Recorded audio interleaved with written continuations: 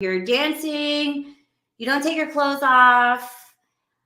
It's not the best money, but at the time it was good. So I had like 7 residencies at like different nightclubs. So that kind of adds up, right? And I was like, oh, I'm respectful. I don't take the clothes off, right?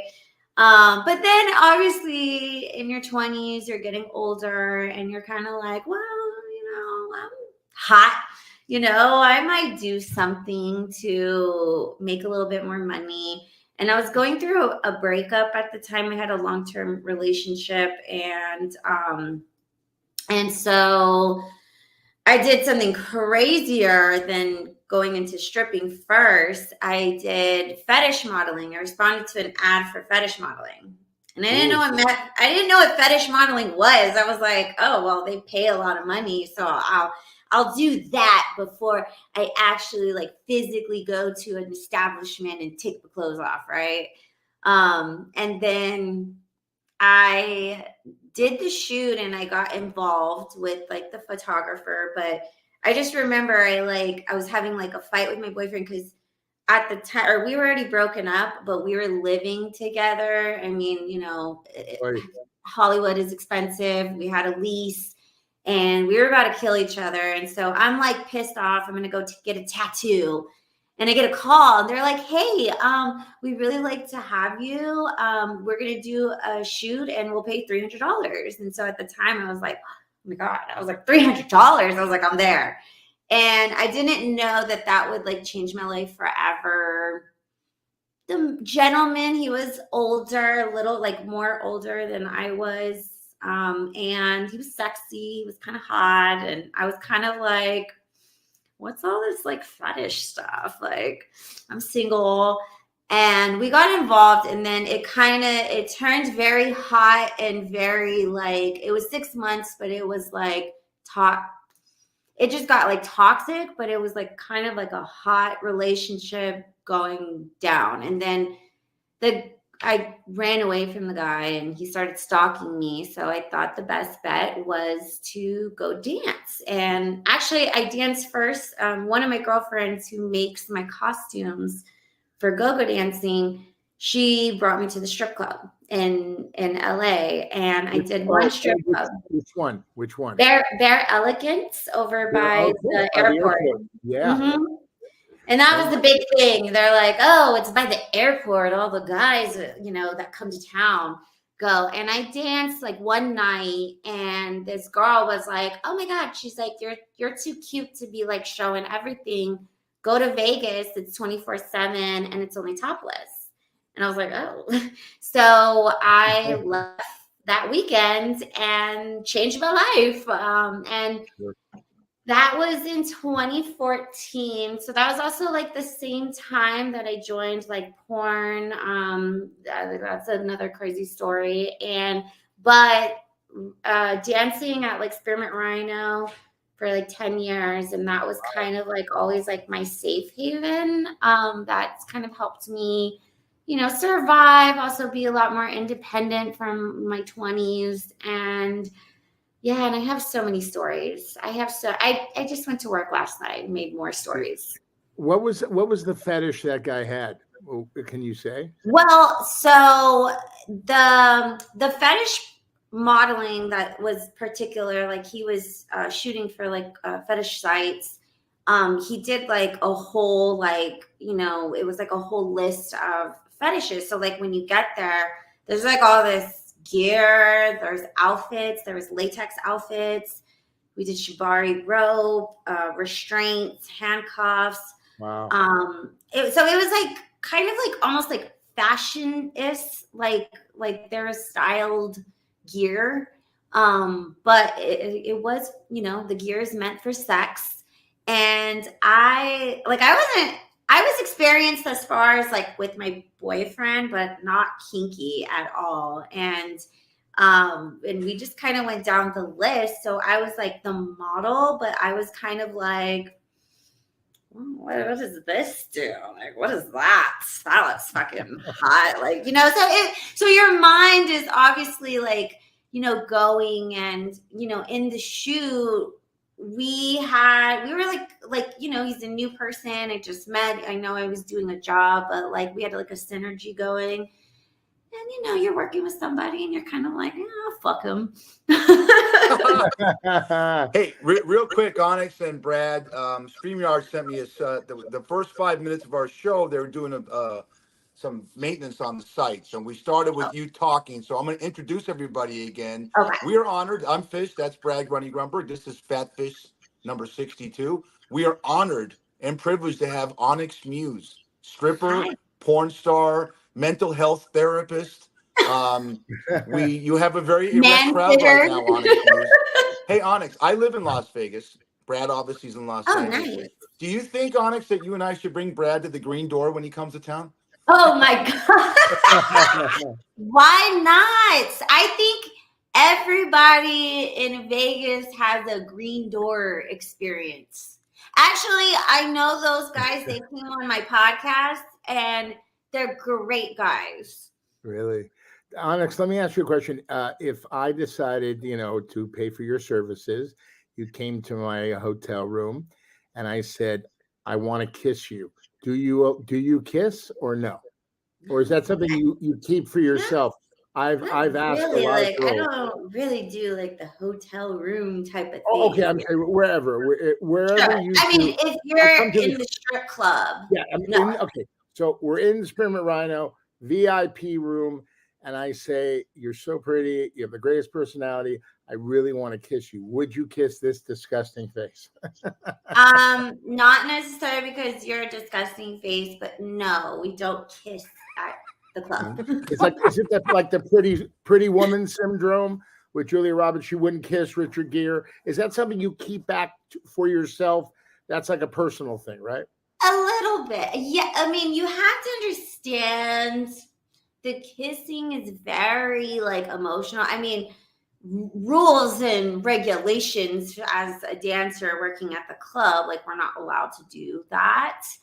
I mean, like women, that's a total different story. Actually, I had like a woman last night and she kind of kissed me. That's okay, but okay. It's I put on a dress and a wig. I put on a dress and a wig.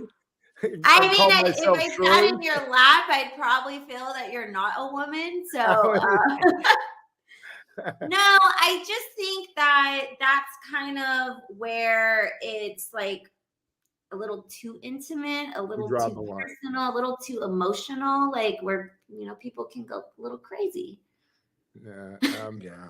Now, how did you get into the porn industry? And can you tell us about your first scene ever? I've never seen any porn in my life, so I maybe. Oh yeah. No, I don't even know what porn is, but Fish. So more about that. Maybe. So my story is not like a, you know, average person that was just like, oh, I'm gonna do porn and live it up. This boyfriend that I eventually had from the fetish modeling, when we broke up, he was, because I ran away from him, he actually was, you know, blackmail and extorting me. He wanted to put pictures and videos of me on the internet. Oh, God. Against my will. So like revenge porn. And I also didn't understand at the time that that was illegal. So I'm young. I was like, what the fuck? But I met these porn girls from him and they're like, why don't you just like, you know, do it? And like you'd get into the industry and then you'd get like a little notoriety. So then you'd kind of get them off your back. And I was just like, oh my God. I was like, no, I can never do that. I'm like, you know, so many people that I work with in the nightclubs. But then like I started thinking about it. I'm like, honestly, I'm like, these motherfuckers don't care about me or, you know, and it was a very like crazy time. And I just remember like one of the dancers that I worked with at the time, she was like, oh my gosh, she's like, that's crazy. And she's like, that'd be so crazy if you did porn. She's like, but you're so hot. And she's like, I mean, I would watch it. I was like, you would watch me if I did porn? And she was like, yeah. And then I was like, all right, fuck it. Like, we're going to do it. And I did it. And it was kind of crazy. So like, you know, I'm like a mentally strong person. So I was like, okay. I was like, I'm going to go in there and I'm going to be like, hey, I'm Onyx Muse. I'm fucking you today. I'm not going to let them like, get over me. And it was really funny. They like, I get to the airport, because I flew in from California and I came to Vegas. They had a little limo for me and we did this scene. And the guy that I did a scene with, he was very nice gentleman, filled it out. But yeah, you just kind of, I definitely smoked a joint. I was like, all right, well, I need to get in the headspace. Now I want to do that because, your face gets a little weird when you get high. But I needed to do that to kind of calm the nerves. And then it just kind of did it. And then it was over and went back to the airport and went home. What does the fill it out mean? Does that mean he had a very big Johnson-like fish here? Oh, I mean, yes, yes, he had a big John, but no, just kind of like fill out the vibe between me and him, I mean, you have to understand, like, when you do the porn scene, most of the time, like, you don't know essentially, like, you have an idea of who you're shooting with, but you really don't know who you're shooting with. So you don't know. But it worked out. We had like a little sesh talk and stuff. So he wasn't like, totally creepy, but yeah, it was an experience for sure. Was that just one time or are you continuing? Oh no, I mean, I've done about like 39 scenes. Really? I'm very proud of you. That's nice. 39 scenes. Do you ever fall in love with your partner? Do you ever fall like it's such good sex, you laugh and you're having a great time, or no? Never. You separate? No, for porn scenes? Never. Yeah. No. Wow. That's the if you have to understand, because the male performer and the female performer, like, porn sex is not super hot. And you have to, it's almost like a competition of like, I'm going to fuck you, or I'm going to be the one fucking you. So I'm a dom too. So even before I did porn, I was a dominatrix. So I was very like, mentally able to do this. But I was definitely, I mean, I am a petite woman. So of course the men are always going to think that they can like overpower me. But I was like, no, like in every scene, I'm like, I'm going to make sure I'm fucking you. Now, let me ask you, through your travels of 39, Fish wanted me to ask this question because he's he's really a married man and he's embarrassed. Have you ever? I'd like to ask a question, but go ahead. Go ahead. There's only 7 questions in a row, Brad. It would have been nice if you had turned on the podcast when we started, but that's another story. Did you ever have sexual relations with a celebrity? Yes. You can't say the person, can you? No. I'm not going to give it away. Don't do it. I know, I understand. Wow. But I mean, have I been in those situations? Yeah. Like kind of comes with the territory. Right, like a celebrity sees your work and they go, "I want her." Call my agent. Find her. Find Muse. Not even really like that. But I did have, somebody come to an expo to meet my feet, and that was the first time I realized the power of feet. Wow. Yeah, I know that foot fetish. It's so weird. It's so but. Yeah, I don't ever want to kink shame anybody because I get it. It's just kind of something that has derived from either birth or something that happened in their life, right?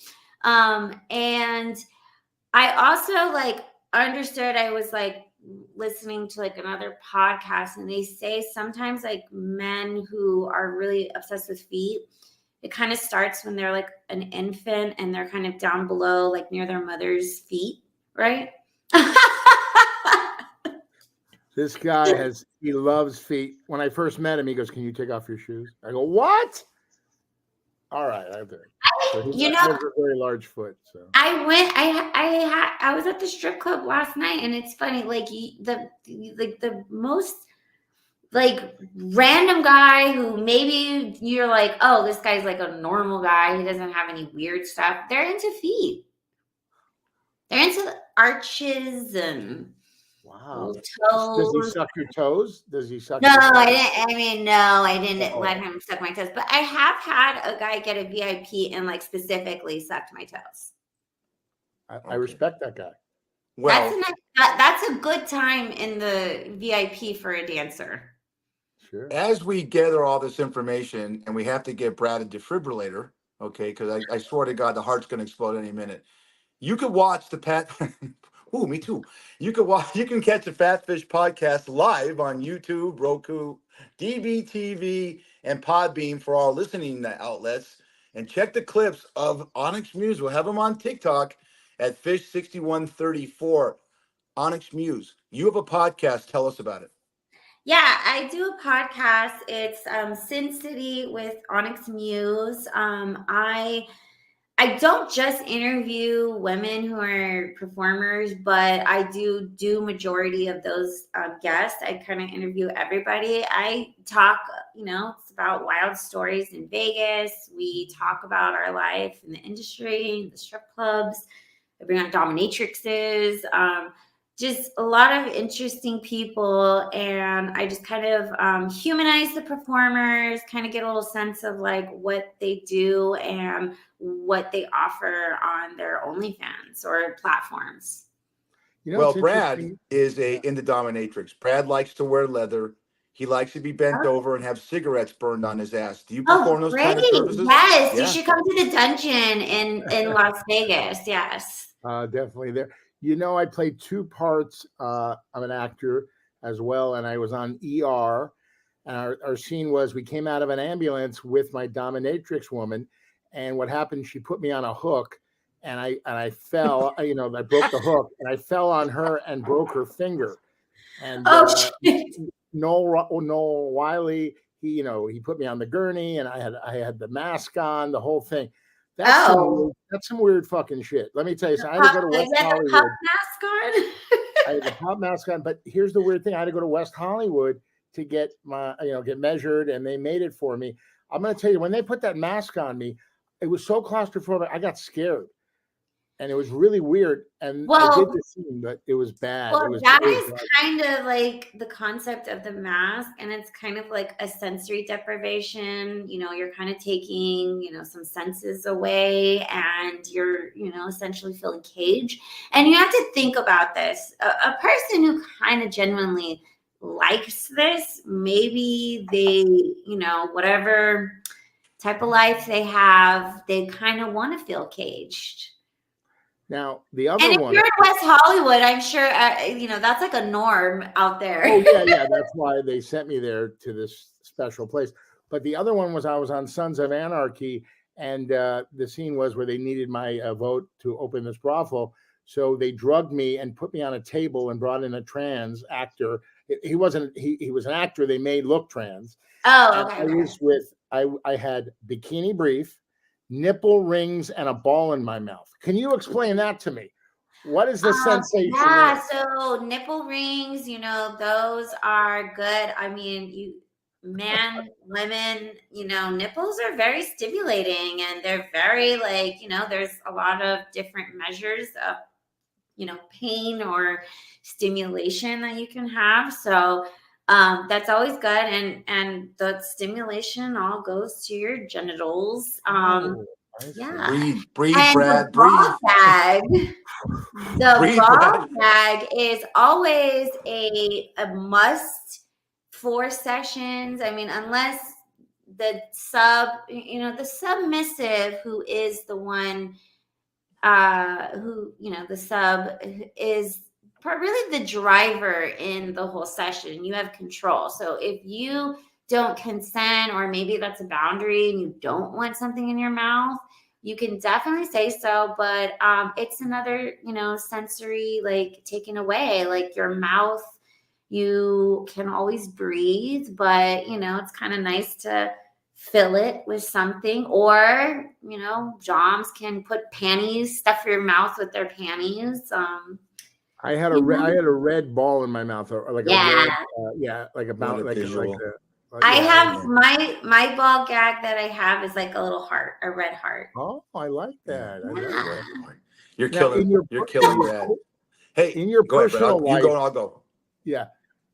In your personal life, do you like any of this stuff? Like, do you like to dominate? Like when you're with a guy like me, because you're falling in love with me, I can tell. Right. Yeah. Do you like this stuff? Do you like the bond? I know you do it for a living and you make a nice living doing it. But No, in the sense of like extremes, but I am kinky. I do kind of like to corrupt and kind of add a little, but it's not like a necessity. I still love intimacy.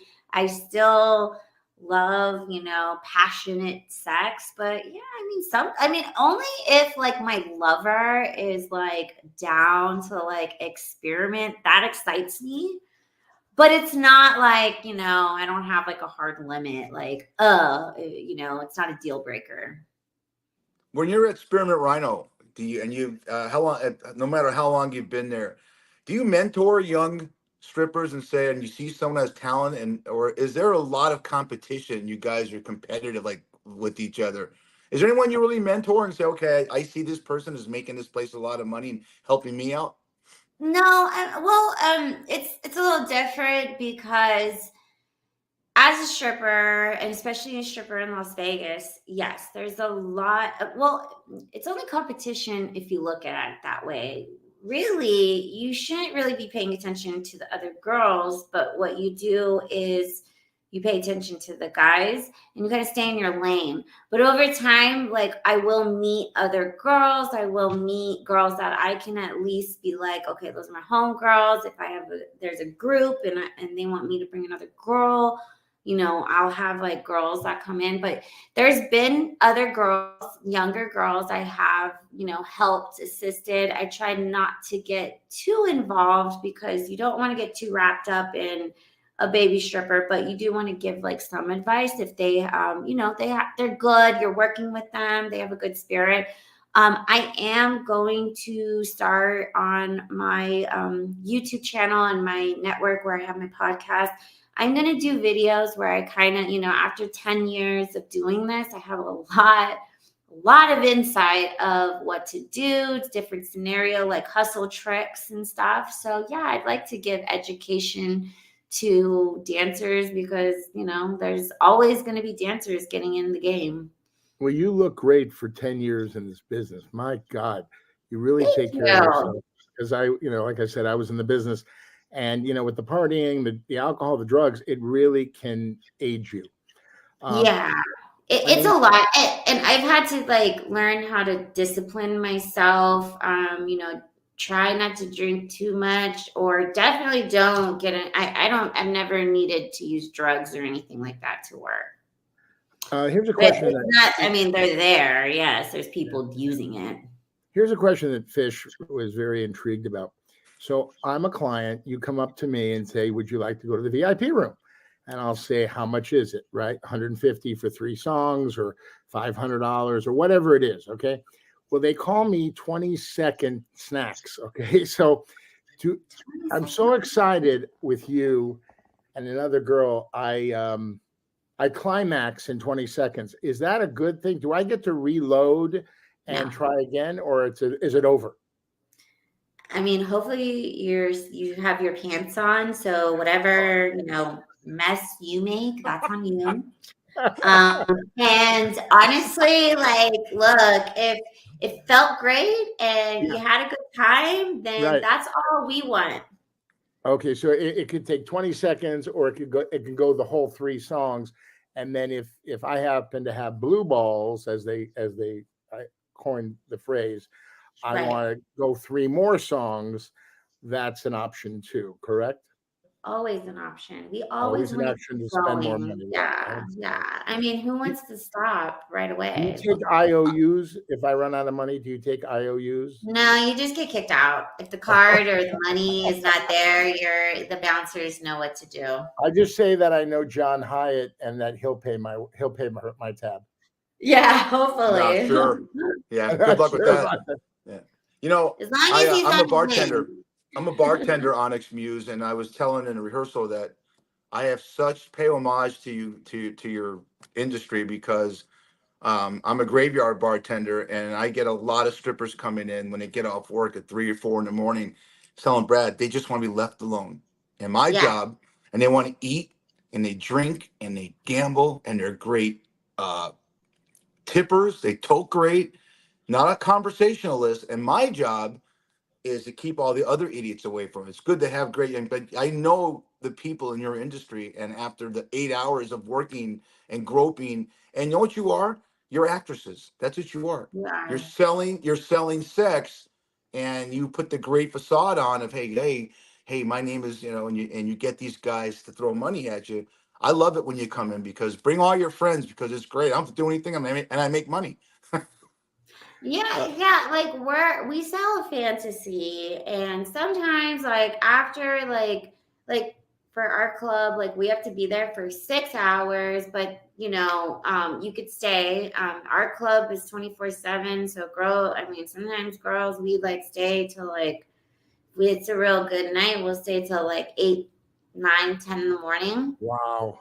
And after that, you definitely kind of want to like decompress. I don't want to talk to nobody. I don't want to make, especially if I go out after with girlfriends that I worked with, and some guy comes talking to us, like, get the fuck out of our face. We're not in the mood right now. And most of the time the guys are talking and they're trying to fuck us, and it's like, come on, bro. Like, no. I have a question. They don't allow boyfriends in the club while you're working, correct? No. That's a no-no, right? That's at my club too. I feel that I need to ask you if you want to hear some of my spiel. I worked there 14 years at the Tropicana. My act. I'm going to give you a little sample. I know Fish has heard it before, but he didn't start the show when he said he should have. But R.I.P. the Tropicana. Are you ready? Here we go. Onyx Muse, strap yourself in because you're going for a ride. The bigger the bill, the bigger the thrill, the more money, the nicer the honey. The more greenery, the nicer the scenery. 7 nights a week, 365 days a year. The Spearmint Rhino, Las Vegas. Fuck Disneyland. This the happiest place on earth, you motherfuckers. Drop the mic. Is that good? And then that's when I walk out in the stripper hills and get on the pole. I'm trying to get you making money. Guys like to hear it. It's subliminal. Oh, exactly. They're going to spend money on you. And it's good to have, the strip club DJ announce you like that, Right. Maybe you've been doing it for so long. You've been doing it for so long. I have to ask you. I've asked every stripper that I've talked to in the bar and stuff like that. What did you do during COVID when you were shut down? Did you have a website that you did stuff for private parties? And how did you make a living in this business? Okay, so I had a baby during the pandemic, and at the time I was so before I had the baby, I did pregnant content on webcam, and from webcam, that's when guys were telling me to start my OnlyFans, and so I started my OnlyFans. And so I had a lot of like pregnant stuff, and then you take a little break, and then I just like worked out. It kind of was nice in the sense because I was dealing with like having a baby, and it was probably like the most perfect time because that was the first time strip clubs were closed. And I was working on putting a podcast studio with my ex at the time. And so I was just super busy. But I was very like, before I had my baby, I was very like preaching to women, like the internet is about like the internet is going to be the new hustle. And we got to get in because, man, like, dude, the strip club before the pandemic, it was a lot. And then, so that was the first time in Las Vegas that strip clubs were closed, except for one. Palomino was grandfathered in, but I didn't go dance during that time because it was also risky if you had a child. But when I went back, when the strip clubs opened, it was crazy. And like, you made so much money because guys were like deprived. Like, you would do floor dances, but you had to do the 6 feet. And then it wasn't even, guys didn't even give a fuck about doing that. It was like immediate to the VIP. Wow. Wow. Yeah. So when you say pregnant content, are you talking that guys like to see you and your belly do certain things? Man, there's some Men love pregnant stuff, and it's actually funny. Like, I would have guys that they would want, like, they would buy customs to do like oil and rub on your belly. I didn't do like a lot. Like, there's a lot of guys that like wanted to see like lactation and stuff, and I was like, I don't even know how to work these things, so no, I'm saving that for the baby. But yeah, no, guy. Actually, what was the funniest thing? And this is super strange. I don't know why, but men love to do try-on hauls where you're pregnant and they want you to try to fit into your clothes before you were pregnant. Yeah, I don't know, but it was fun. I was like, I'll do that. I'll do that all day. Oh, you put the clothes on, or did they put the clothes on? No. I put the clothes on. But it did sell. I sold a lot of panties during that time too. Well, when I was at the Tropicana, I always told the girls, as my nanny would say, Helen Nanny Klein, put some money away for a rainy day. Right. Do you do that? I'm not trying to ask how much you make, but I'm saying, do you put money away that you make? Because right now in your life, you're at the top of your game. In 10 years, who knows? You might have moved on to something else. Do you put money away? Yes, I put money away. I invest money. So I am, starting businesses with this money to, obviously, we want to make generational wealth. We also look, like, the strip club is not a forever thing.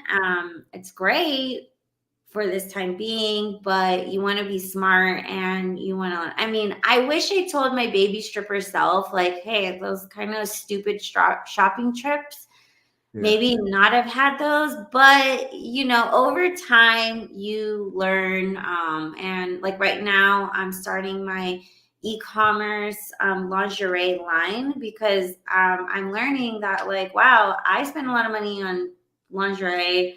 My girlfriend spent a lot of money on lingerie, and just in general, women are buying lingerie. So that seems like a great business to kind of fall into after.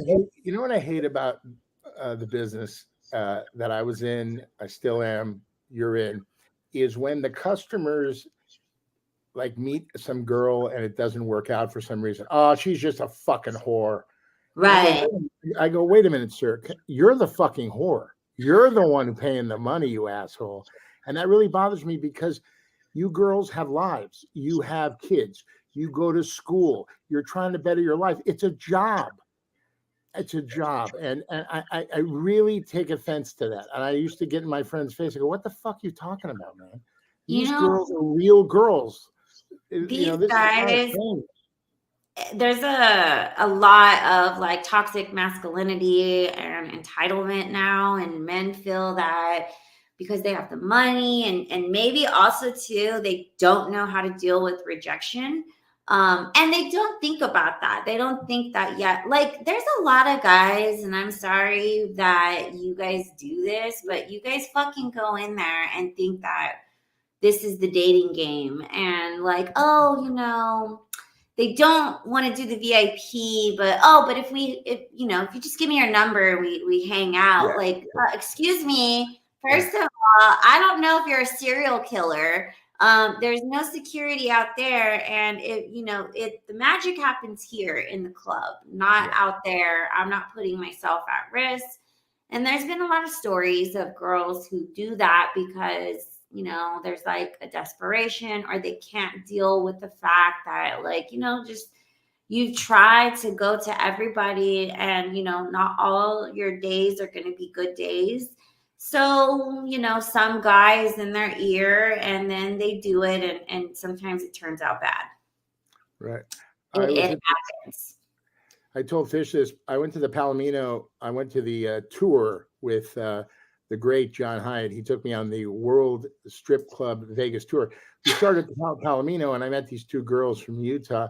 And she go, we just moved to town. We're roommates, and we're from Utah. And I say, oh, that's great. I go, are you Mormon? And they look me right in the eye, and they go, not anymore. Oh, wow. Good at them. Good for them. I love that. You bring up John Hyatt. I've known John Hyatt, Onyx Muse, since 1986. I met him in the nightclub I was working at. He knows every strip club everywhere. He goes to me one night. He goes, can you get out of the house? I said, yeah. He goes, and I get in his car, and we go to a place called Larry's Villa, which she's probably familiar with here in Las Vegas. I'm not familiar with that. What is that? It's a local strip club, so it's off the strip. Oh. And it was midget night. I could not believe the crowds. A line 50 deep to get in to watch midget women strip. Love it. Brad bought the whole front row, the pit. So for him and his, I think I need to go to this. I've never heard about this. Yeah, when you see John, and he gives you popcorn and whatever he gives you, the potato latkes that he feeds you guys with. There's midget. I couldn't believe it. And the guys sitting at the pit. I'm watching the guys at the pit, and they're biting their fingernails. And you see these little. Look, you call them people of short stature. You can't call them midgets anymore. And they're just bouncing around and stripping.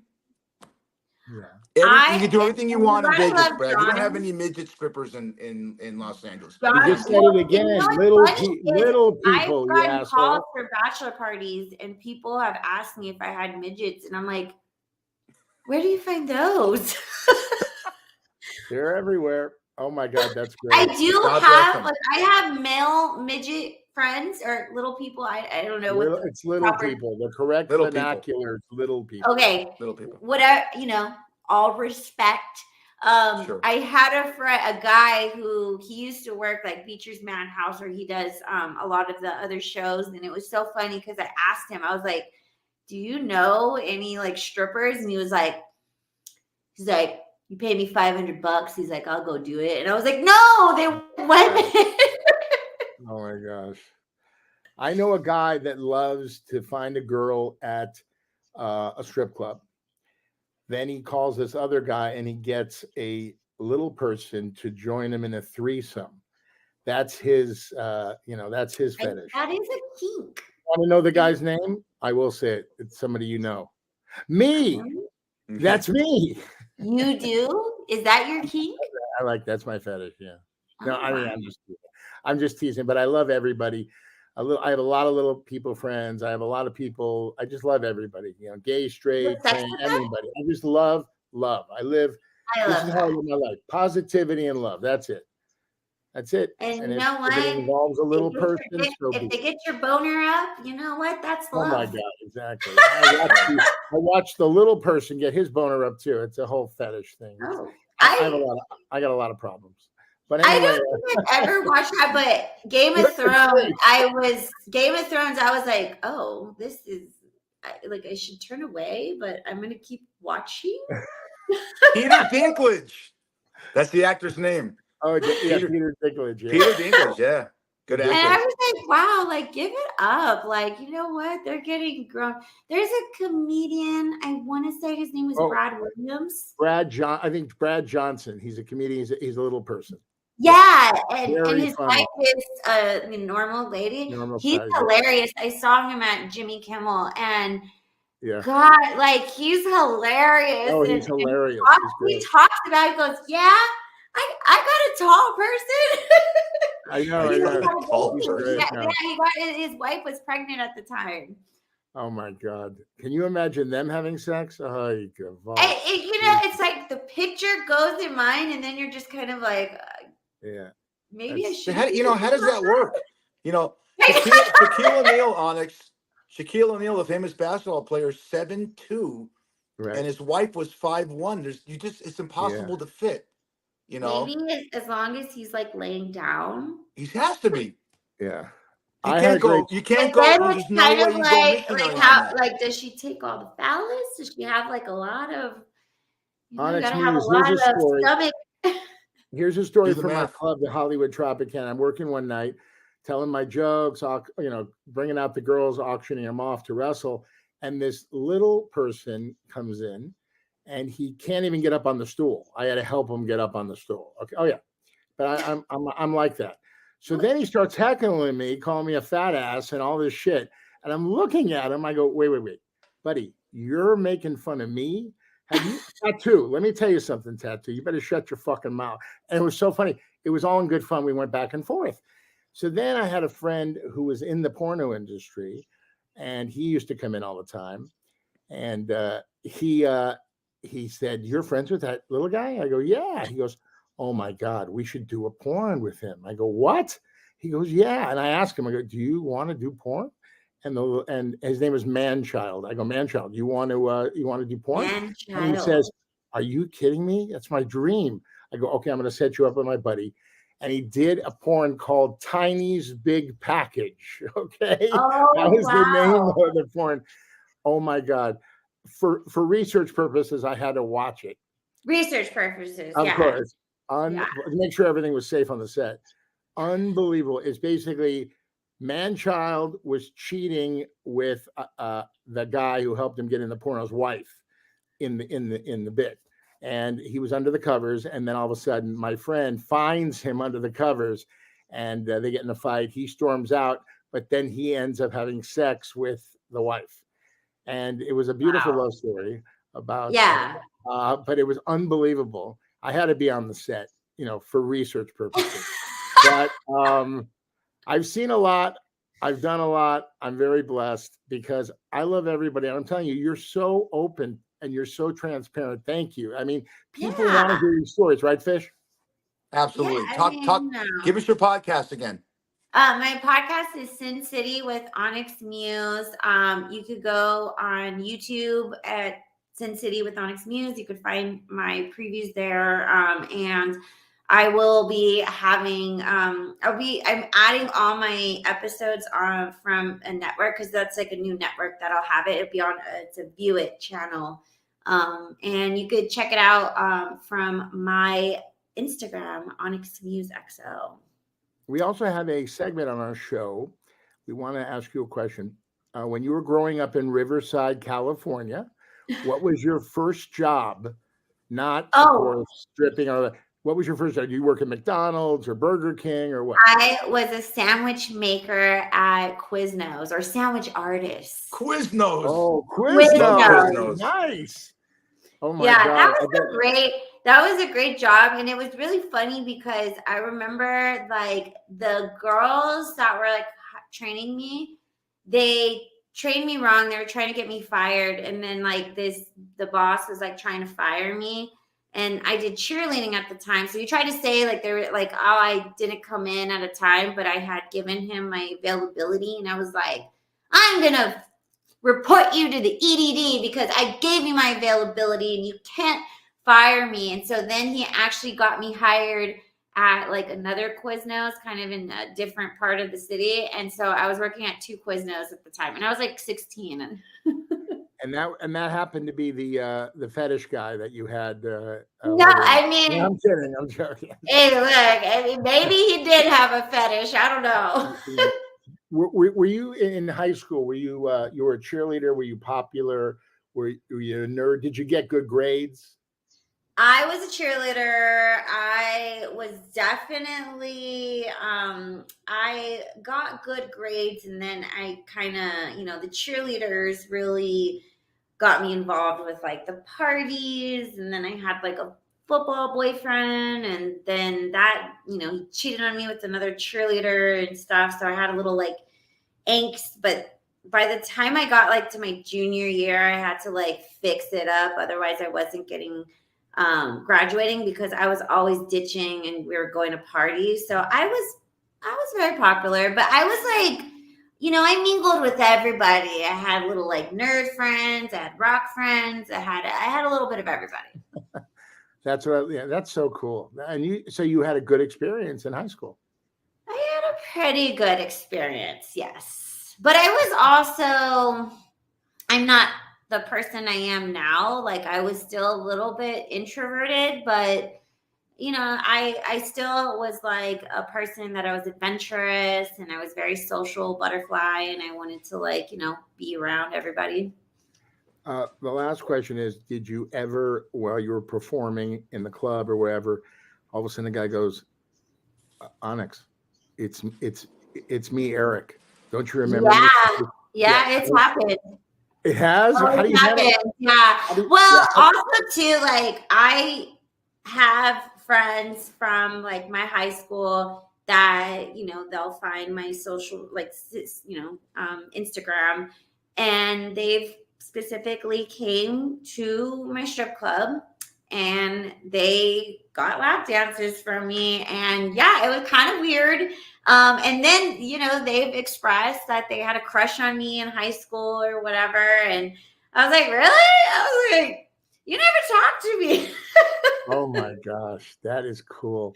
It's a little too late, buddy. You blew Yeah. it. So, but I mean, I still have some from high school. Like I have like friends from high school that they're like, I watched your porn, or they watch my porn. So I'm like, thanks. I can just Wait, hey Brad, wait Yeah. till our 20th and 30th high school reunion. That's gonna be everyone's going. Oh, Oh my God. I know. I haven't gone. I think like somebody from our school has to like put it together. And I've kind of low key was like, man, I wish I like maybe I should be the person to throw the party. But I don't know, maybe that'll be a little weird. I can We'll see show you up. in Vegas. We'll go. We'll go. Yeah, we'll go as former students. But this is going to happen. If this has happened, you got to tell us. You're dancing for a guy, and he goes, and then you're saying to yourself, "This guy looks fucking familiar." And then all of a sudden he goes, "Hi, I'm Mr. Lee, your math teacher from 8th grade." Something like that. Did you ever dance for a teacher? So no, I haven't danced for a teacher, but I had a weird thing because I went to LA recording school for audio engineering. And I did have a teacher get my OnlyFans. So I mean, in the sense that he's like a grown adult, and what was really funny because when I went to, so like when I went to audio engineering school, that was right before I got into porn. Obviously, school gets kind of expensive and you got to look at other ways to make money. And when I went to school, like I had my residencies at the nightclubs, go-go dancing and stuff. So I was working in the area. And I would try to I would do like no makeup. I would kind of look unconspicuous. And I'd always have like the teachers would like gravitate towards me. And a lot of them, they were like in the, the Grammys, the Academy and all that and whatever. And it was good to kind of friend them, because if you're going to work in the industry, you have some allies. But yeah, I've had a teacher buy some services, and I was like, well, I mean, thank you. Yeah. It's business is business, baby. Right, right. This has been so much fun. Fish, is this incredible? I have to thank John Hyatt, the owner, for finding you for us. We can't thank you enough, and maybe we'll have you back. Love Hope you. come back We had a again. little technical difficulty. Tell us about John Hyatt. He goes to these clubs. He goes to a strip club every night. He doesn't express himself with the girls. He just stands in the corners and give you candy and advice. What does he do? He stays at the bar usually, and John is not a John. He is like our safe guy to go to. Like we'll walk around, kind of look around. If there's no prospects, then we'll go to John and hang out. And usually he'll get us drinks and we just hang. He's such a good energy. He's so nice to all the girls.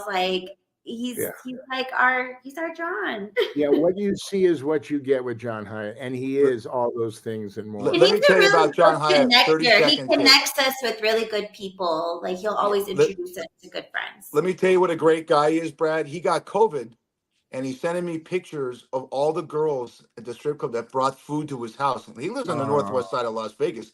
He lives 25, 30 minutes away from any strip club. And he shows me this spread. It's like a buffet table.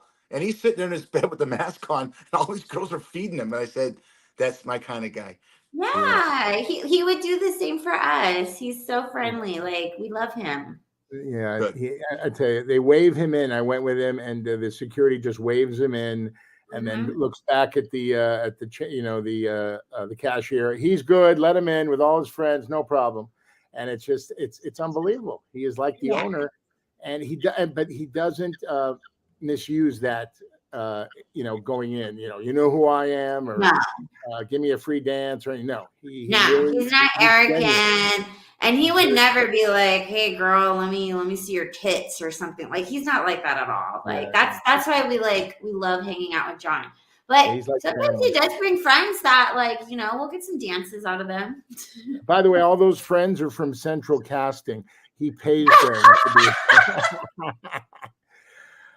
I did Central Casting when I first came out to LA. I think everybody does it. Yeah, but I just did like a few like projects, and you're doing the background acting. You don't really you're not in the mix. Well, Onyx, if I have a project, I'm gonna call on you, because you're not just a beautiful girl. You have a personality. You got game. And I really want to say it to you. Thank you so much for being on the show. Thank you guys. I hope you come back. For having me. I really appreciate it. Good health and happiness. And I bet you're a fantastic mom, right? And I hope you find lots of midgets to have lots of threesomes with. Or little people, I'm sorry. Little people. We love you. You take care of yourself. Thank you guys. Have a great weekend. All right, girl. Look her up, everybody. Unbelievable. What a girl. Fish. Wow. Look at you. Look at you. As Bruce Willis I thought you needed a defibrillator. Look at me. I mean, you used the greatest word, transparency. Yeah, I mean, my God, was she really open, way open and way genuine and sincere. And look, you didn't tell me she's a dominatrix, a porn star. I didn't know. She does it all. She does everything. Set us up. I don't know. I go, find me a girl. He goes, I got one. And let me tell you something. I want to quote a catchphrase from Bruce Willis. God bless him with what he's going through, from Die Hard. Welcome to the party, pal. Yeah, that's. Oh my God! Look at your face. Oh, it's good. Well, you know what? When you get a guest like that on, and we had some technical difficulties because I'm an idiot, and also StreamYard. We know that. I'm putting this on StreamYard also, but we got a few minutes to go here, and we prefaced it. We got all the great moments in. What we have to do is get away from it, and because what she really did is what we're drinking. She supports immunity and gut health. She is Cloudwater. Talk about Cloudwater, Brad. Cloudwater is this fantastic drink.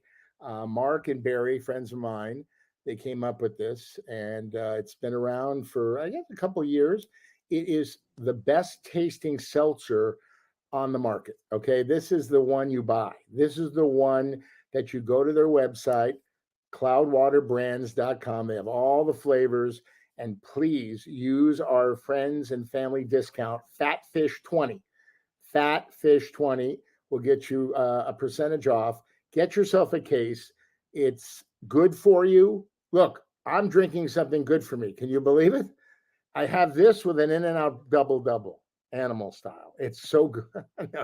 Yeah, that's your gut health. Hey. But Catch a Fat Fish podcast. This is number 62. We're on YouTube, DBTV, Roku, Amazon. Catch all our listening outlets on podbean.com. And then we're gonna get, you don't think I'm gonna get clips of this on TikTok? Catch us on TikTok at Fish at 6134. Wow. Real quick, I want to, this thing get in. Yeah. Look what someone sent me. This is my vision of a strip club at Mom's Saloon. This is the Canadian swim team with Eric the Fish Snyder in 1984 at Mom's Saloon. They wanted to come behind the bar, and look at the hair we had back then. Wow. Jesus, look at that great picture. Very well preserved. I wanted to tell you in the last couple minutes that we have, this was number 62. We started over a year ago. How much fun are we having? It's like, I look forward to Friday, whenever we do it during the week, whenever our guests can make it. But man, today we raised the bar. I mean, Raise the God, bar, man.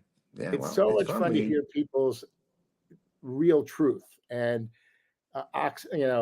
Mrs. Muse, she brought it. She brought everything, and the kitchen sink. And what someone's watching right now is who really needs a boost is my best friend Craig Persky's cousin Keith, who's is in the fight of his life. I know from the text I've gotten during the show that we entertained him right now with this guest. It wasn't us. It was Onyx Muse, and the chemistry there was great. Keith, get better. All right, Keith. Brett. And what about with Molly's challenge? We're going to stop. We're in a process of trying to stop teen bullying. And the Nick Pasquale Foundation, the golf tournament is October 11th in San Clemente. It's Nick died in a horrible car accident, and his parents raised money to send underprivileged youth to college on scholarships. That's the 3 philanthropies that we do. And again, if we can get Brad with the little person, and if Brad, you know what, you look great, you've lost weight. You want to lose weight? Go do a porn with the little person in Onyx Muse. You'll lose 11 pounds. And by the way, next week maybe we'll show Captain Snacks and Mini Snacks. How's that? Well, get me that. We got to show that again. So yeah, we're going to show that. A lot of fun, man. All right, get us out of here. All right, Mr. Dave Linden, take us home. I'm not ready for him yet. Oh, you're not ready? Okay. Well, I'm ready for him right now. You've been listening to the Fat Fish Podcast, heard on all your favorite platforms. Until next time. Danny, I love you.